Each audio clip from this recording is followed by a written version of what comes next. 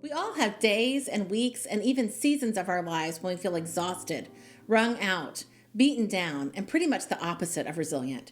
I had a day like that just recently. I was working on the content for this program, and I started out feeling really great about it. I worked on several smaller tasks, and they went pretty well. I was feeling good as I started organizing all of the information and formatting it. Things were kind of humming along, and then I hit a snag. I started feeling totally overwhelmed.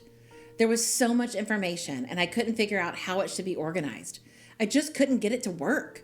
My brain was tired, but I kept trying to push through. It's very meta when you want to give up on a project called Resilience Connection because you can't figure out how to overcome the challenges along the way.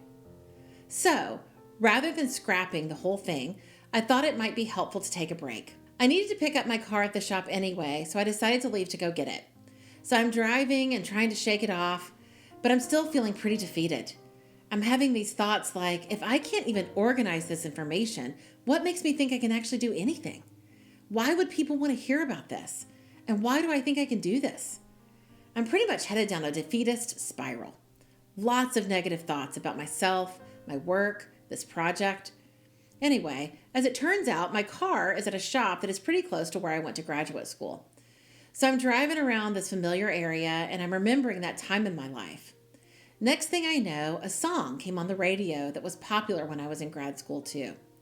Between the familiar surroundings and the song on the radio, in an instant I was reminded of how freaking resilient I was in my 20s. I was young and it was so hard and I got knocked down so many times, but I kept getting back up. I used that image of 22-year-old me pushing through hard times to help 42-year-old me do the same.